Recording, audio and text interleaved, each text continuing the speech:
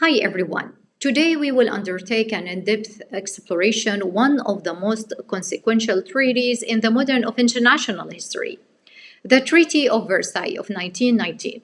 This treaty not only marked the formal conclusion of the First World War, but also fundamentally reshaped the global geopolitical landscape, altered the nature of intrastate relations, and set in motion processes that would lead to subsequent global conflicts and the emergence of the modern of international institutions. Our objective is to analyze the treaty's historical context, its negotiated provisions, its immediate and long term consequences, and its enduring legacy within the framework of international relations theory and practice. This examination will deepen our understanding of how peace treaties serve as both instruments of conflict resolution and potential catalysts for future instability. So let's start our talk for today. The First World War was a watershed moment in the human history, characterized by unprecedented levels of destruction, loss of human lives, and geopolitical upheaval. The war resulted in approximately 20 million deaths, including both military personnel, civilians, and left another 21 million wounded. The scale of the human suffering was staggering and had profound implications for international stability. The war led to the collapse of three major empires: the Austro Hungarian Empire, the Ottoman Empire, and the Russian Empire, each of which had been dominated player in Europe and the Middle East for centuries. The disintegration of these empires created power vacuums, fueling nationalist movements, regional conflicts, and territorial disputes. The war laid the foundation for the future global conflicts. The Second World War, which erupted 2 decades later, was estimated to have claimed between 60 to 80 million lives, making it the deadliest conflict in human history.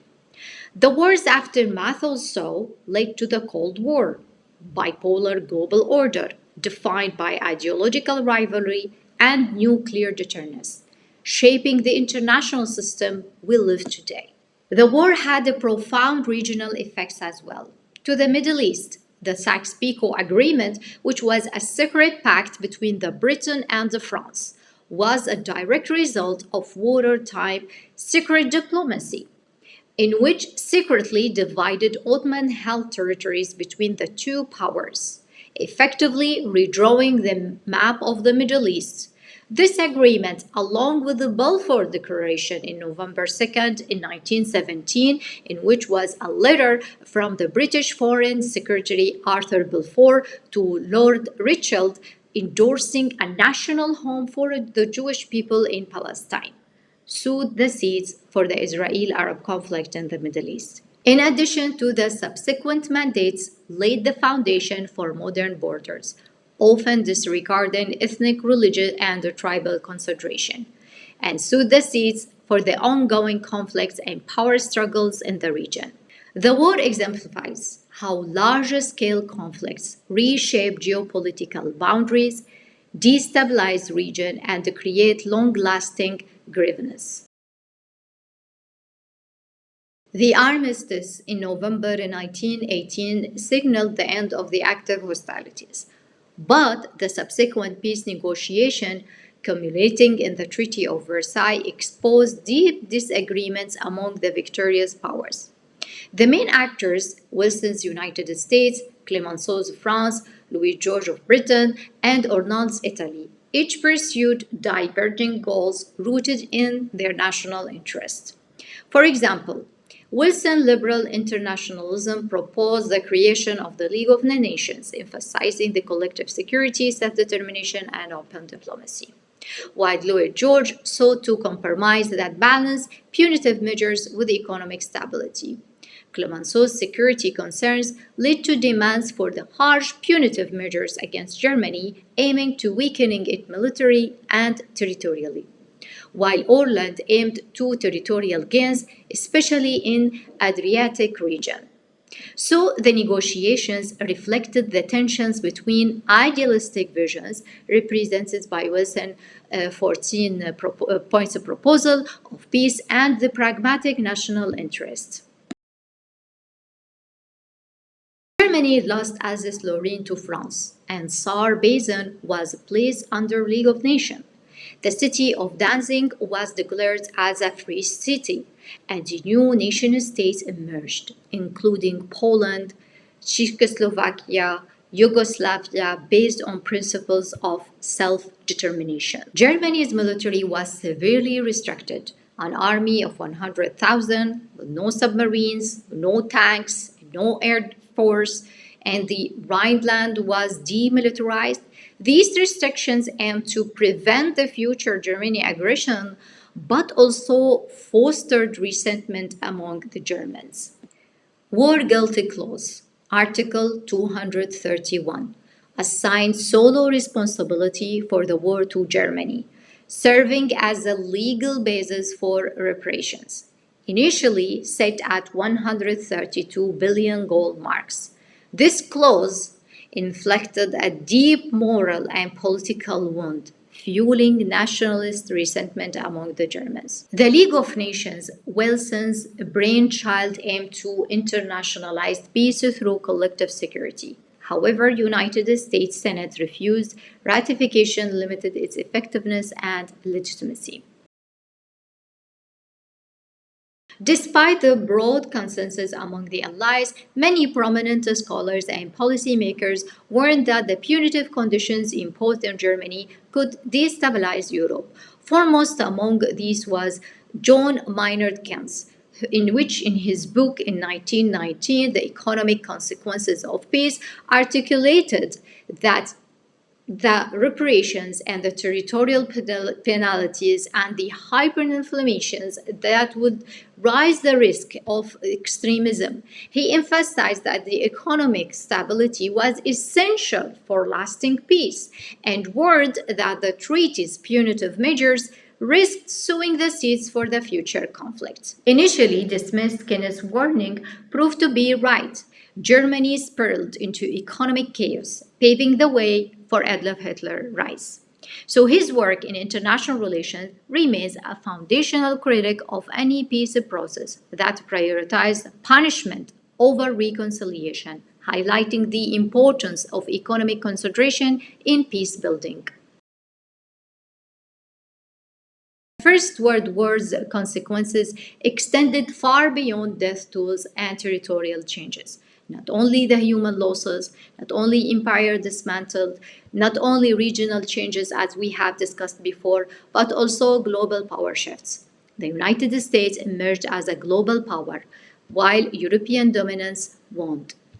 In addition to that, prelude to the Second World War, the economic turmoil, national humiliations, and the unresolved grievances created fertile ground for radical ideologies and future conflicts. The aftermath of the World War I and the Treaty of Versailles had a profound impact not only on geopolitics, but also on the development and the discipline of international relations, because the eruption of the Second World War has exposed the limitations of the traditional diplomacy and the need for a new framework to understand interstate behavior and conflicts, power dynamics, and conflict resolution. Scholars such as AHR in his work, The 20 Years Crisis in 1939, criticized the naive liberal optimistic, called it utopianism, arguing that it was based on political aspirations rather than real power dynamics. So the international relations theory started to pivot toward the realistic approach of explaining international politics rather than idealistic approach. Hans Morgenthau, in his book also, Politics Among the Nations in 1948, elaborated on the enduring struggle for power and the importance of national security concepts in explaining the international politics. The failure of the League of the Nations, analyzed by Hilary Bull in the Anarchical Society in 1977, demonstrated the challenges of maintaining collective security in an anarchic international system. The failure of the League of the Nations to prevent conflicts such as Japan's invasion to Manchuria and Italy's invasion to Ethiopia vividly illustrates core international relations concepts like anarchy and the limitations of the collective security.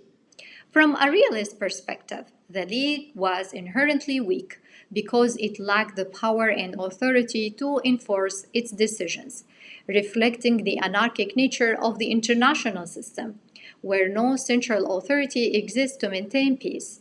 States prioritize their own national interests over collective commitments, often acting unilaterally when their security was threatened.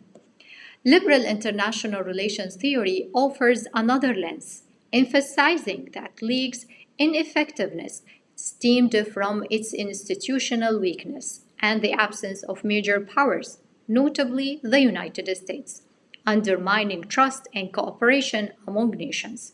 While from constructive perspective suggests that the League failed because it couldn't foster shared norms and identities rooted in mutual trust and collective security. According to this theoretical framework, that the League's shortcomings were not merely due to poor diplomacy, but were also deeply rooted in the fundamental nature of the international system and social constructs that underpin it. The failure of Versailles settlement, exemplified by the rise of extremism and the outbreak of the Second World War, underscore the importance of pursuing justice, economic stability, and multilateral cooperation in peace processes. Today, as the world faces renewed conflict and challenges to the international order, we must learn from the past, investing in diplomacy, fostering inclusive growth, and strengthening international institutions are very essential steps toward preventing history from repeating itself. Ultimately, sustainable peace is not just the absence of war, but the creation of a just and equitable global community committed to addressing the underlying causes of the conflict, lest we risk another cycle of destruction and suffering. That was our talk for today. Thanks for watching. Stay blessed and safe. See you next time.